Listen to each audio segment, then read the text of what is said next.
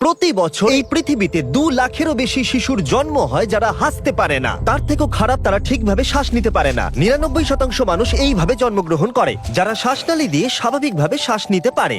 আর বাকি 1% মানুষ এইভাবে জন্ম নেয়, যাদের ঠোঁট বা তালু কাটা থাকে, যা বড় হওয়ার সাথে সাথে তাদের জীবনকে ক্ষতিগ্রস্ত করে তোলে। দরিদ্র অঞ্চলের লোকেদের বেশিরভাগেরই এই সমস্যা থেকে মুক্তি পাবার কোনো উপায় নেই, যার অর্থ হলো হাজার হাজার মানুষ অপারেশনের কোনো সুযোগই পায় না, যার ফলে এরা বড় হয়ে খারাপ পথে গিয়ে সমাজ থেকে বিচ্ছিন্ন হয়ে পড়ে। কিন্তু একটা অর্গানাইজেশন গোটা পৃথিবী জুড়ে এই বিষয়ে একটা বড় পরিবর্তন আনতে মনস্থির করেছে। ইনি হলেন ক্যাথি। 40 বছর আগে আমাকে আর আমার হাজবেন্ডকে বলা হয়েছিল ফিলিপিনে যাওয়ার জন্য। আমরা একের পর এক সাইটে যাই আর আমরা সেখানে 300 জন বাচ্চাকে পাই যাদের ঠোঁট কাটা। আমরা ভেবে পাচ্ছিলাম না কি করব। আমাদের যা সম্ভব আমরা করেছি, আর আমরা 40 জনকে তাদের চিকিৎসা দিতে পেরেছি। তাই আমরা যে কাজটা শুরু করেছি সেই কাজটা আমাদের শেষ করতেই হবে। এইভাবে অপারেশন স্মাইলের শুরুটা হয়েছিল এবং গত 40 বছর ধরে তারা 4 লাখেরও বেশি সফল অপারেশন করিয়েছে গোটা পৃথিবীর প্রায় 36টা দেশের রোগীদের। যাই হোক, মেক্সিকোতে এই বিষয়ে রোগীর সংখ্যা দ্রুত বৃদ্ধি পাচ্ছে এবং এই সমস্যার সমাধান করা কঠিন হয়ে পড়ছিল। তাই তারা আমাদের সাহায্য চায়। তাই ড্যারেন আর ড্যান মেক্সিকোর উদ্দেশ্যে বেরিয়ে পড়ল।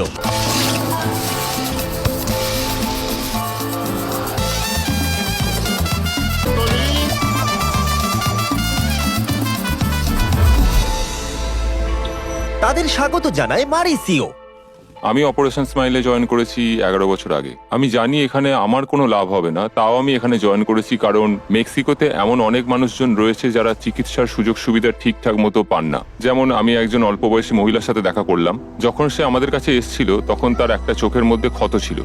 তারা ওকে পাথর ছুঁড়ে মেরেছিল কারণ ওর কথা বলার ধরন তাদের পছন্দ হয়নি। এটা শুনে আমি খুবই কষ্ট পেয়েছিলাম। আমি সবসময় বলি যে রোগীর পিছনে একটা গল্প আছে এবং গল্পের পেছনে একটা মানুষের ভূমিকা আছে। আর এইসব কারণেই আমি মেক্সিকোতে নিজের জীবন উৎসর্গ করার সিদ্ধান্ত নিয়েছি।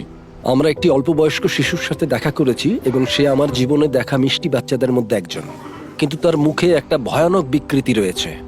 এই শিশুটি খুবই মিষ্টি এবং খুব ফুটফুটে, কিন্তু বড় হওয়ার সাথে সাথে সে এত ভয়ানক সমস্যার মুখোমুখি হবে সেটা জেনেই আমার কষ্ট হচ্ছে। এই রোগীদের মধ্যে একজন ইমানুয়েল। 17 মাস আগে সে একটা ফাটা তালু নিয়ে জন্মগ্রহণ করেছিল। তার বাবা হলো জেরোনিমো, একজন সিঙ্গেল ফাদার যিনি চিয়াপাসের গ্রামীণ অঞ্চলে বসবাস করেন, যেখানে বাস করে তার পক্ষে চিকিৎসার খরচ চালানো এক প্রকার অসম্ভব, কারণ তার রোজগার একেবারেই যথেষ্ট নয়। তার মানে হলো তার একমাত্র আশা ছিল তাকে 17 ঘন্টা বাস যাত্রা করে পুয়েবলা পর্যন্ত গিয়ে তার ছেলের অপারেশনের জন্য নাম নথিভুক্ত করানো, আর নির্বাচিত না হলে তার ছেলের সুস্থ হবার এই শেষ সুযোগটাও সে হারিয়ে ফেলবে। আমরা যদি এই প্রোগ্রামগুলোর মধ্যে যে কোনো একটা দেখি, তাহলে সেটার জনসংখ্যা দেখুন। 10টা বাচ্চা বা 2টো বাচ্চা নয়, প্রচুর বাচ্চা আর ফ্যামিলিরা রয়েছে। আপনারা এই ফ্যামিলিগুলো দেখবেন, এদের মুখ দেখবেন, কিন্তু যদি আপনারা নিচে দেখেন তাহলে দেখবেন কোনো জুতো নেই। তারা তাদের সন্তানের জন্য সবকিছু করতে পারে। এদের পিতামাতার কথা ভাবলেই আমার ভেতরটা যন্ত্রণায় ফেটে যাচ্ছে।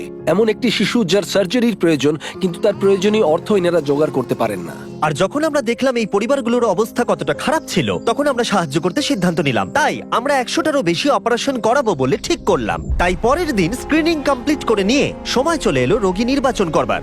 জেরোনিমো খুবই চিন্তিত ছিল, কারণ সে নিশ্চিত ছিল না তার সন্তান নির্বাচিত হবে কিনা। আজ আমার জন্য খুবই ইমোশনাল একটা দিন। আমার পেছনেই রোগীরা বসে আছে আর এবার সার্জারির অ্যানাউন্সমেন্ট হবে। তাদের শুধু এটুকুই বলা হবে যে তাদের জীবনটা পুরোপুরি বদলে যেতে চলেছে।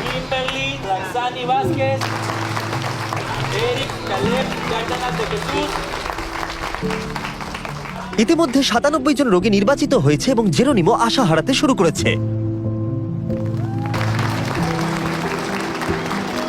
এবার 99 নম্বর রোগীর ডাক এলো। তার স্বপ্ন সত্যি হলো। তার চোখের জল আনন্দই প্রকাশ করছিল।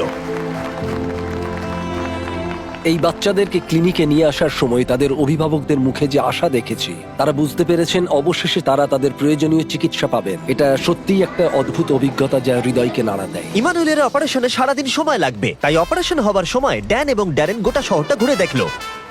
আমরা পার্কের মধ্যেই ঘুরছিলাম আর এখানে একটা মারিয়াচি ব্যান্ড দেখতে পেয়েছি। আমি এটা সবসময় চেয়েছি যে ড্যারেন যেন একটা মারিয়াচি ব্যান্ড জয়েন করে। তো আশা করছি আজকে আমার স্বপ্ন সত্যি হবে। সরি, ওই যে আমার বন্ধুকে দেখতে পাচ্ছেন, ও আপনাদের ব্যান্ডে জয়েন করতে চায়। ওকে, এই টুপিটা পরে নাও।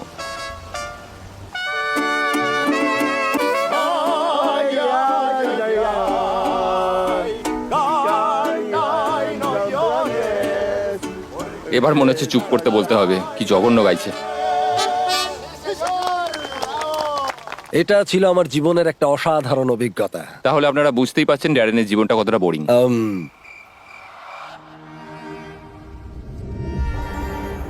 ইমানুয়েলের অপারেশন শেষ হয়ে গিয়েছিল আর জেরোনিমো তার ছেলেকে এই প্রথমবার হাসতে দেখতে পারবে। সার্জারির সময় আমার সবচেয়ে প্রিয় মুহূর্তের মধ্যে একটি হলো যখন বাচ্চারা সার্জারি কমপ্লিট করে বেরিয়ে আসে, কারণ সেই প্রথমবার তাদের বাবা মায়েরা নিজের সন্তানকে সুস্থভাবে দেখে।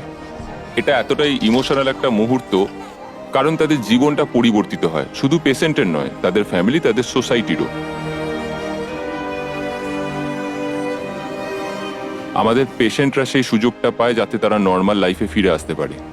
এই চিকিৎসার ফলে এই সমস্ত শিশুদের ভবিষ্যতের একটা বড় বাধা দূর হলো এবং এই অপারেশনের পাশাপাশি অপারেশন স্মাইল তাদের সমস্ত রোগীদের বিনামূল্যে স্পিচ এবং ভোকাল থেরাপির সুযোগ দেবে। এভাবে তারা স্বাভাবিকভাবে কথা বলতে শিখবে।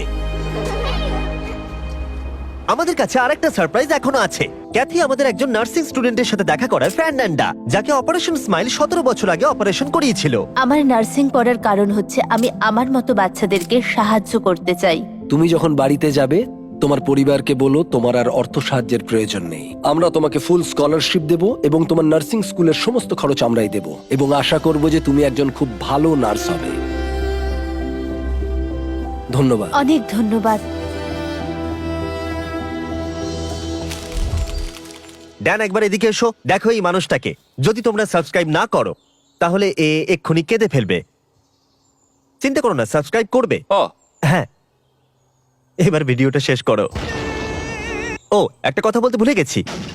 অপারেশন স্মাইল দারুণ এবং গোটা বিশ্ব জুড়ে তারা সুন্দর কাজ করছে। আমরা এদের এতটাই সক্ষম দেখতে চাই যাতে এরা গোটা বিশ্বের বাচ্চাদের চিকিৎসা প্রদান করতে পারে। তাই অপারেশন স্মাইলকে ডোনেট না করার অর্থ হলো তোমরা বাচ্চাদের ভালোই বাসো না।